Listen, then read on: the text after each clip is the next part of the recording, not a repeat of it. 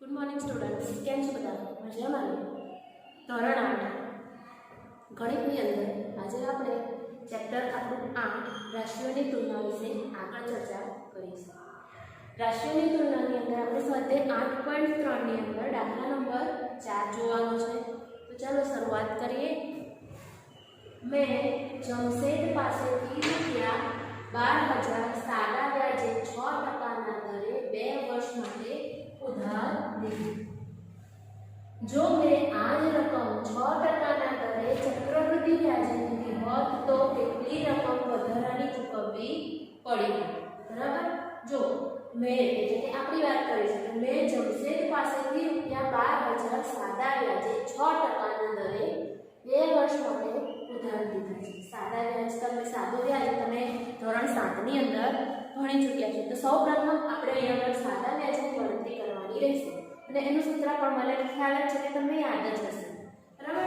તો સૌપ્રથમ તો આપણને રકમમાં શું આપ્યું છે ને એ આપણે પહેલા લખી દેવાનું છે. મને અહીંયા આગળ 12,000 રૂપિયા આપ્યા છે એટલે કે આપણી જે પી છે, જે મુદ્દલ છે એ આપણે લખીશું 12,000 રૂપિયા. બરાબર. ત્યાર પછી આપણને દર આપ્યો છે 6%, એટલે કે r બરાબર 6% આપેલા છે. અને ત્યારબાદ સમય આપેલો છે જેને આપણે n અથવા તો t સ્વરૂપે લખી શકીએ. સમય આપણને 2 વર્ષ માટેનો આપેલો છે. બરાબર. ચલો ગણતરી કરીએ. સૌપ્રથમ તો આપણે સાદું વ્યાજ શોધવાનું છે એટલે લખીશું કે સાદું વ્યાજ SI, સાદું વ્યાજ એટલે સિમ્પલ ઇન્ટરેસ્ટ બરાબર TRN/100. ઓકે, આ સૂત્ર તો તમને યાદ જ હશે. ચાલો એની અંદર આપણે કિંમતો મૂકી દઈએ. P એટલે 12,000 ગુણ્યા R એટલે 6% અને N એટલે 2 વર્ષ અને છેદમાં 100. ચાલો છેદ ઉડાડીશું. 0 0 0 0 કેન્સલ. 6 × 12 અને 12 ગુણ્યા 120 નો ગુણાકાર કરીશું તો 1440 રૂપિયા આપણને મળશે. તો આ આપણને મળી ગયું સાદું વ્યાજ. બરાબર. વ્યાજ આપણે કેટલું છે? સાદું વ્યાજ 1440. હવે જો સાદા વ્યાજ સાથે લીધી હોત તો એને કેટલી ચૂકવવી પડે? તો હવે મારે વ્યાજ મુદ્દલ શોધવી પડશે. તો અહીં આપણે લખીશ કે વ્યાજ મુદ્દલ બરાબર, અને વ્યાજ મુદ્દલ માટે આપણે a વાપરીએ છીએ. a = p + i. i એટલે SI, સાદું વ્યાજ. અહીં આગળ p એટલે આપણી પાસે કેટલા હતા? 12,000 રૂપિયા વત્તા 1440 રૂપિયા એડ થયા એટલે હવે આપણી પાસે કેટલા રૂપિયા થયા? 13,440 રૂપિયા. બરોબર. તો આ આપણું થઈ ગયું વ્યાજ મુદ્દલ. એટલે કે જો મેં 2 વર્ષ માટે 12,000 રકમ સાદા વ્યાજે મૂકી હોત તો 2 વર્ષ પછી મને કેટલા રૂપિયા પાછા મળત? તો 13,440 રૂપિયા મારે પાછા ચૂકવવા પડશે. હવે આપણને આગળનું પૂછ્યું છે, જો મેં આ જ રકમ 6%ના દરે ચક્રવૃદ્ધિ વ્યાજ માટે લીધી હોત તો કેટલી વધારાની રકમ ચૂકવવી પડી હોત? ચલો આગળ ગણતરી કરીએ. હવે આપણે ચક્રવૃદ્ધિ વ્યાજ શોધવું પડશે. તો ચક્રવૃદ્ધિ વ્યાજ માટે ચક્રવૃદ્ધિ વ્યાજનું સૂત્ર મૂકીશું. ચક્રવૃદ્ધિ વ્યાજમાં a = p × 1 + r/100/n. બરાબર. આ પણ તમને હવે તો યાદ રહી જ ગયું હશે. હવે આપણે બધી કિંમતો મૂકી દઈએ. p ની કિંમત આપણી પાસે છે 12,000. ઓકે, કૌંસમાં 1 + r ની કિંમત છે 6% છેદમાં 100 અને 2 વર્ષ માટે એટલે n = 2. ચલો ફરીથી 12,000 કૌંસમાં 1 પ્લસ આ 100 ને આપણે કઈ લઈશું એટલે અહીંયા આપણી પાસે 100 + 6 છેદમાં 100. ઓકે, આ 100 કેમ આવી ગયા? તો અહીંયા સરવાળો આપેલો છે, આના છેદમાં કઈ જ નથી એટલે મારે અહીંયા લસા લેવો પડે. અને જો મારે લસા લેવો હોય તો અંશ અને છેદ બંનેને 100 વડે ગુણવા પડે. જો અહીંયા આખું સ્ટેપ લખવા જો ને તો 2 સ્ટેપ આખા વધી જાય છે. એટલે આપણે ડાયરેક્ટ એવી ગણતરી કરીએ છીએ કે છેદમાં જે 100 આપેલા છે એને ડાયરેક્ટ આની સાથે ગુણાકાર કરીએ છીએ અને એનો ઉપરની સંખ્યા સાથે સરવાળો, અંશનો અંશ સાથે સરવાળો કરવામાં આવે છે. ચલો 12,106 છેદમાં 100 આખા કૌંસનો વર્ગ. ચલો અહીંયા વચ્ચે 2 આપેલા છે એનો અર્થ 2 વર્ષ માટે છે એટલે કે આ સંખ્યા 2 વખત ગુણવી પડશે. તો અહીં આગળ હું લખીશ 12000 ગુણ્યા 106/100 ગુણ્યા 106/100. चलो आનું સાદું પાડીશું 0 0 0 0 કેન્સલ 0 કેન્સલ. હવે જે સંખ્યા બની અને કઈ જવાબ 13483.2 રૂપિયા મળે છે, જે આપણને વ્યાજ મુદ્દલ મળે છે. એટલે કે આ વ્યાજ મુદ્દલમાં વ્યાજ સાથેની રકમ જો મારે 2 વર્ષ પછી સાદા વ્યાજે ચૂકવવાની હોય તો મારે 13440 રૂપિયા ચૂકવવા પડે, પણ જો મારે ચક્રવૃદ્ધિ વ્યાજે ચૂકવવાની હોય તો મારે 13483.2 રૂપિયા ચૂકવવા પડ્યા હોય. હવે આપણને એવું પૂછે છે છેલ્લી કે આવી રીતે જો ચૂકવવા પડ્યા હોય તો કેટલી વધારાની રકમ ચૂકવવી પડી હોય. તમે અહીંયા જોઈ શકો છો કે 13440 એ ઓછી સંખ્યા છે અને 13483 એ વધારે સંખ્યા છે. એટલે હવે આપણે એનો તફાવત લઈશું. તો અહીંયા હું લખીશ તફાવત બરાબર મોટી સંખ્યામાંથી નાની સંખ્યાને બાદ કરીશું એટલે 13483.2 ઓછા 13440 રૂપિયા 0. चलो बात बाकी करीશું 2 पॉइंट लेवा 3 8 માંથી 4 જાય તો 4 4 માંથી 4 જાય તો 0 0 0. એટલે આપણો આન્સર કેટલો આવશે તો લખીશું કે મારે 43.2 રૂપિયા વધારાના ચૂકવવા પડ્યા હોત. જ્યારે પણ આપણે આવો દાખલો કરીએ છીએ ત્યારે આખા વાક્યમાં જવાબ લખવો ખૂબ જ જરૂરી છે, કારણ કે એનો પણ આપણને પરીક્ષામાં ગુણ મળતો હોય છે, એનો પણ આપણને માર્ક્સ મળતો હોય છે. જો ફરી એકવાર જોઈ લઈએ. મેં જમશેદ પાસેથી 12000 સાદા વ્યાજે 6% દરે 2 વર્ષ માટે ઉધાર લીધા. મેં આ જ રકમ 6% દરે ચક્રવૃદ્ધિ વ્યાજે લીધી હોય તો મારે કેટલી રકમ વધારાની ચૂકવવી પડી હોત. તો સૌપ્રથમ તો આપણે સાદા વ્યાજે શોધવું પડે. તો સાદા વ્યાજના માટે આપણી પાસે સૂત્ર છે SI = PRN/100. એમાં બધી કિંમતો મૂકતા આપણને મળે છે 1440 રૂપિયા. હવે મારે શોધવાનું છે વ્યાજ મુદ્દલ. આ તો ખાલી વ્યાજ મળે તો કુલ રકમ કેટલી ચૂકવવી પડે તો મુદ્દલની અંદર મારે વ્યાજનો ઉમેરો કરવાનો છે એટલે A = P + I. તો એની અંદર ઉમેરો કરતા મને 2440 રૂપિયા સાદા વ્યાજે ચૂકવવા પડ્યા હોય. પણ જો મેં આ જ રકમ ચક્રવૃદ્ધિ વ્યાજ માટે લીધી હોય, ચક્રવૃદ્ધિ વ્યાજે લીધી હોય તો મારે કેટલા રકમ ચૂકવવી પડી હોય. તો એના માટે આપણે અહીંયા ચક્રવૃદ્ધિ વ્યાજનું સૂત્ર મૂક્યું છે અને એની અંદર વારાફરતી કિંમતો મૂકતા ચક્રવૃદ્ધિ વ્યાજ આપણને 13483.2 રૂપિયા મળે છે. ચક્રવૃદ્ધિ વ્યાજ સાથેની રકમ આટલી થાય છે. તો અહીંયા તમને દેખાય છે કે સાદા વ્યાજ કરતાં ચક્રવૃદ્ધિ વ્યાજની રકમ વધારે જોવા મળે છે. તો હવે આપણે એની અંદર એનો તફાવત કરવાનો છે, એટલે કે મોટી સંખ્યામાંથી નાની સંખ્યા બાદ કરતા આપણે 43 રૂપિયા વધારાના આપવા પડ્યા હોય. જો સાદા વ્યાજે લીધી હોય તો મારે 13440 રૂપિયા, જો ચક્રવૃદ્ધિ વ્યાજે લઉં છું તો 13483 રૂપિયા ચૂકવવા પડ્યા હોય. એટલે કે મારે 43.2 રૂપિયા વધારે ચૂકવવા પડ્યા હોય. બરાબર. ચાલો વિદ્યાર્થી મિત્રો, હવે આપણે એના પછીનો એક દાખલો જોઈએ, નંબર 5. એ દાખલાની અંદર આપણે કહેવામાં આવ્યું છે કે વાસુદેવને ₹60,000 ને 12% દરે પ્રતિ અર્ધવાર્ષિક ચક્રવૃદ્ધિ વ્યાજે મૂકે છે. તો તેને 6 મહિના પછી અને 1 વર્ષ પછી કેટલી રકમ મળશે? જો જે ચક્રવૃદ્ધિ વ્યાજ હોય છે એ કાં તો 6 મહિને આપવામાં આવે છે અથવા તો 1 વર્ષે આપવામાં આવે છે. બરાબર, 6 મહિના અથવા તો 1 વર્ષ. તો 6 મહિને જે વ્યાજ આપવામાં આવે છે એને અર્ધવાર્ષિક વ્યાજ કહેવામાં આવે છે અને વર્ષ પછી જો વ્યાજ આપવામાં આવે છે તો એને વાર્ષિક ચક્રવૃદ્ધિ વ્યાજ કહેવામાં આવે છે. અહીંયા આપણે બે ગણતરી કરવાની છે, એક તો 6 મહિના પછી અને 1 વર્ષ પછી એને કેટલી રકમ પાછી મળશે એની આપણે ગણતરી કરવાની છે. સૌપ્રથમ આપણને જે રકમની અંદર આપી દીધું છે એ લખી દઈએ. આપણને P આપ્યું છે 60,000 રૂપિયા. ત્યારબાદ આપણને R આપ્યો છે 12% અને N આપેલો છે. N આપણે બે રીતે શોધવાનું છે, તો 6 મહિના પછી અને 1 વર્ષ પછી. તો 6 મહિના માટે આપણે શું લખી શકીએ? તો 6 મહિનાની અંદર કેટલા 1 વર્ષની અંદર કેટલા મહિના? તો 12 તો 6 મહિનાની અંદર તો એક વર્ષને આપણે 12 મહિનામાં ડિવાઈડ કરીએ છીએ તો અડધા મહિના, એમાંથી અડધા મહિના કરીએ તો 6 મહિના, એટલે આપણે એને અડધું વર્ષ પણ કહી શકીએ. એટલે હું અહીંયા એના માટે 6 મહિના માટે 1/3 લખી શકું.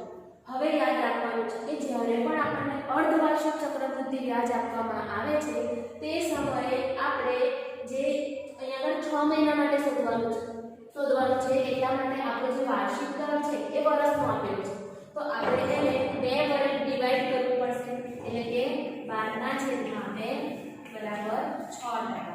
એટલે કે 6 મહિના માટે આનો વાર્ષિક દર કેટલો થઈ જશે? અડધો, 6%. એટલે કે વાર્ષિક દર અડધો થાય અને જ્યારે સમય આપે છે એને ડબલ કરવામાં આવે છે,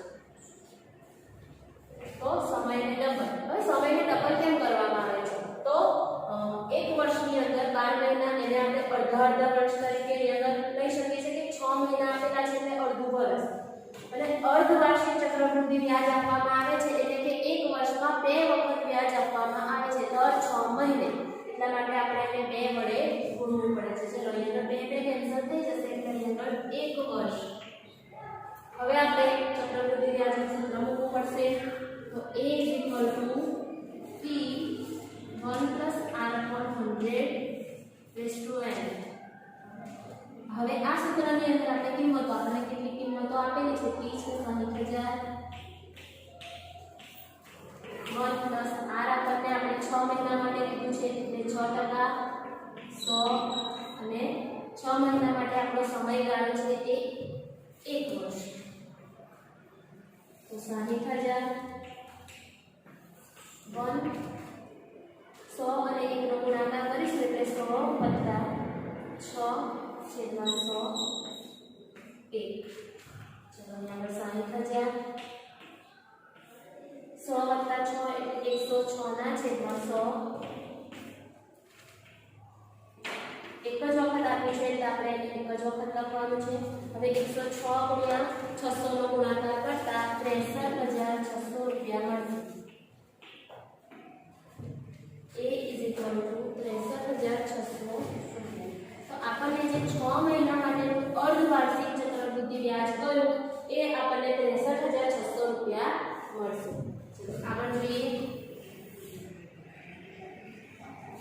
હવે આપણે બીજા માટે, આ પહેલા માટે શોધ્યું 6 મહિના માટે, હવે 1 વર્ષ માટે. તો 1 વર્ષ માટે આપણે અહીંયા શોધીશું. એના માટે ફરીથી આપણી પાસે જે કિંમતો આપેલી છે મૂકી દઈએ. 60,000 P = 60,000 r. અહીંયા હવે આપણે 1 વર્ષ માટે શોધવાનું છે એટલે અહીંયા આગળ જે આપણે વાર્ષિક દર આપેલો છે એ 12% જ આપણે લઈશું, કારણ કે આખા વર્ષનો દર છે આ. અને અહીં આગળ આપણે n 1 વર્ષ માટે આપેલું છે, પરંતુ અહીં આગળ આપણે અર્ધવાર્ષિક ચક્રવૃદ્ધિ વ્યાજ શોધવાનું છે. અર્ધવાર્ષિક એટલે વર્ષમાં 2 વખત આપવામાં આવે છે એટલે આપણે એને 2 વખત ગુણીશું, એટલે 2 વર્ષ. તો અહીં આગળ આપણે સમય 2 વર્ષનો લઈશું. ચલો હવે સૂત્ર મૂકીને ફરીથી ગણતરી. A = P 1 + r/100/n = P 16,000 1 + r ની કિંમત આપણી પાસે છે 12, એની કિંમત 100, અહીંયા આગળ 2. 60,000 100 ને ગુણાકાર કરીશું એટલે 100 + 12/100 2. 60,000 112/100 આખા કૌંસનો વર્ગ. 60,000 ગુણ્યા 112/100 ગુણ્યા 112/100. 0 0 કેન્સલ કરીશું. હવે આપણે જે સંખ્યાઓ હતી એનો ગુણાકાર કરતા આપણને જવાબ 67,416 રૂપિયા મળશે. 67,416 રૂપિયા. ચલો ફરી એકવાર જોઈ લઈએ કે વાસુદેવને 60,000 રૂપિયાને 12%ના દરે પ્રતિ અર્ધવાર્ષિક ચક્રવૃદ્ધિ વ્યાજે રોક્યા તો તેને 6 મહિના પછી અને 1 વર્ષ પછી કેટલી રકમ મળશે?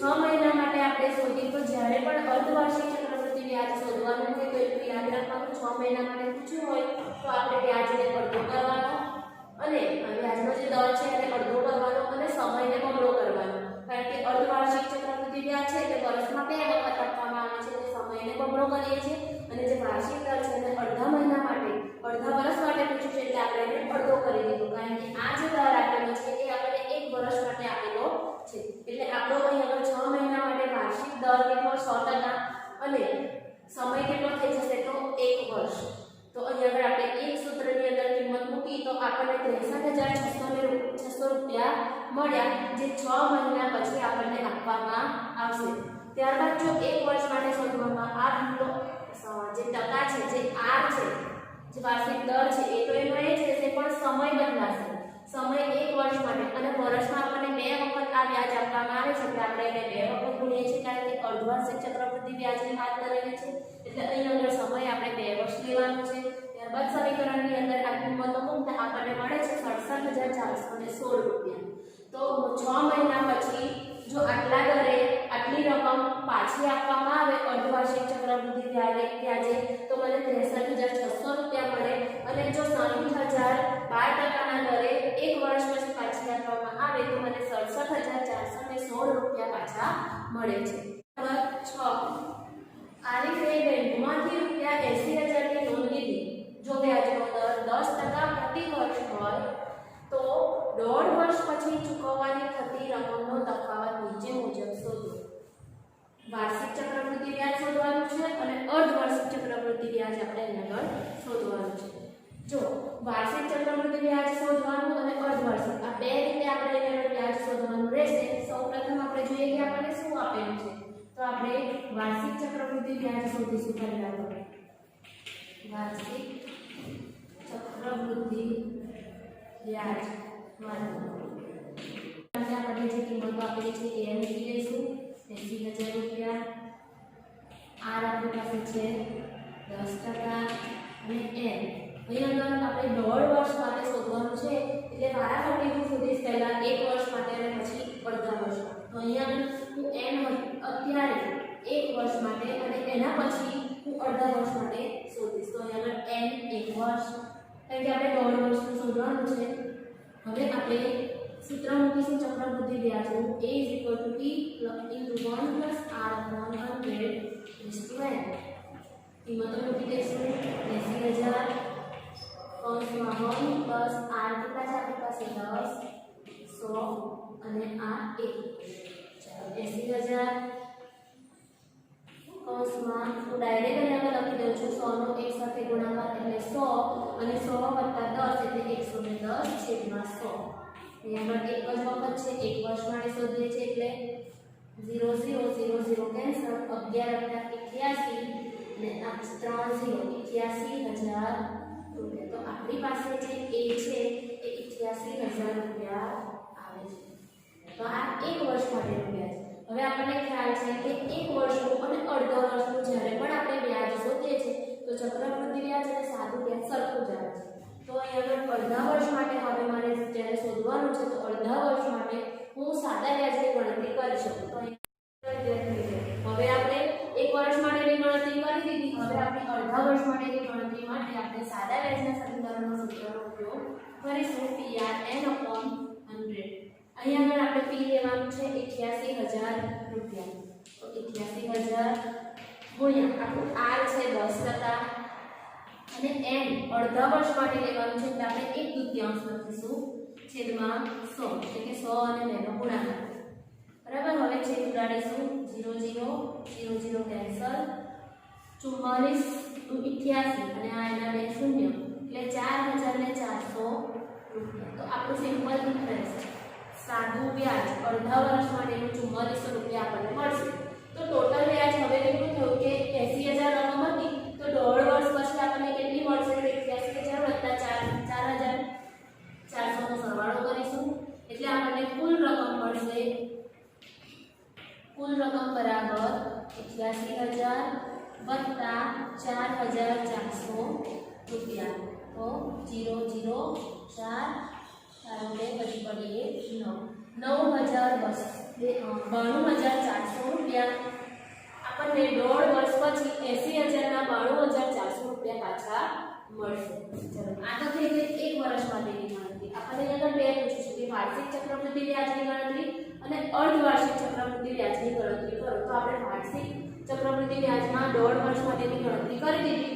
હવે આપણે અર્ધ ચક્રવૃદ્ધિ વ્યાજ માટે ગણતરી કરવાની છે. તો ફરીથી આ આગળ આપણે જોઈશું કે p કેટલું લેવાનું છે. તો p આપણી પાસે 80,000 જ છે, બરાબર. r અને n, જો આમાં ફરીથી એકવાર યાદ કરી લઈએ કે જે r છે એ જ્યારે અર્ધવાર્ષિક ચક્રવૃદ્ધિ વ્યાજની ગણતરીની વાત આવે છે તે સમયે આપણે રેટ અડધો કરવાનો છે અને સમયને બમણો કરવાનો છે. તો આપણી પાસે અહીં આગળ સમય 1.5 વર્ષ છે અને આ ટકા 10% છે એટલે 10 ના અડધા એટલે 5%, અને સમય આપણી પાસે 1.5 વર્ષ. 1.5 વર્ષનો સાદા અપૂર્ણાંકમાં ફેરવું તો 2 × 2 ને 3 એટલે 3/3 અને એને 2 વડે બમણા કરવાના છે એટલે 2 વડે ગુણીશું, 2 કેન્સલ એટલે 3 વર્ષ. તો હવે મારે p બરાબર 80,000, r બરાબર 5% અને n બરાબર 3 વર્ષ માટેની ગણતરી કરવાની રહેશે. સૂત્ર એ જ છે, એમાં કોઈ જ ફેરફાર પડશે નહીં. તો 1 + r/100 = n. સૂત્રની અંદર બધી કિંમતો મૂકી દઈશું. 80,000 1 + r આપણી પાસે છે 5% અને વર્ષ આપણી પાસે છે 3. ચલો 80,000 100 × 105, 100 × 1 એટલે 1 અને આ 105 સરવાળો કરીશું એટલે 105 ના છેદમાં 100 એના 3 વડે ગુણાકાર, એટલે કે આ સંખ્યાને હું 3 વખત ગુણીશ. તો 80,000 × 105 ના છેદમાં 100 ગુણ્યા 105 ના છેદમાં 100 ગુણ્યા 105 ના છેદમાં 100. આવી રીતે મારે 3 વખત એની ગણતરી કરવાની રહેશે. આનો હું જવાબ લેવા જઈશ તો મને 92,610 રૂપિયા મળશે. 92,610 એટલે કે એ મને કેટલો મળશે? અર્ધવાર્ષિક ચક્રવૃદ્ધિ વ્યાજની ગણતરી કરવા જઈશ તો મને 92,610 રૂપિયા મળશે અને વાર્ષિકમાં ગણતરી કરવા જઈશ તો 92,400 રૂપિયા. હવે આપણને છેલ્લે એવું પણ પૂછ્યું છે કે 1.5 વર્ષ પછી ચૂકવવાની થતી રકમનો તફાવત શોધવાનો છે, બરાબર. તો આ બંને માટે આપણે ગણતરી કરી દીધી. વાર્ષિક ચક્રવૃદ્ધિ વ્યાજ 92,400, અર્ધવાર્ષિક ચક્રવૃદ્ધિ વ્યાજ 92,610 રૂપિયા. હવે એ બેનો તફાવત લઈશું તો આપણે અહીં આગળ એની બાદબાકી કરીશું કે તફાવત બરાબર 92,610 ઓછા 92,400. આ બંનેની જ્યારે બાદબાકી કરીશું તો 210 રૂપિયા આપણને તફાવત જોવા મળશે. એટલે કે મને વાર્ષિક ચક્રવૃદ્ધિ વ્યાજે 92,400 રૂપિયા મળે છે અને અર્ધવાર્ષિક ચક્રવૃદ્ધિ વ્યાજે એના કરતાં વધારે, એટલે કે સામા વધારો ફાયદો થાય છે મને. તો વાર્ષિક ચક્રવૃદ્ધિ વ્યાજ કરતાં અર્ધવાર્ષિક ચક્રવૃદ્ધિ વ્યાજમાં મને 210 રૂપિયાનો ફાયદો થતો જોવા મળે છે. ચાલો વિદ્યાર્થી મિત્રો, હવે આપણે નવા દાખલાઓ નવા વિડીયો સાથે ફરી મળીશું. Thank you.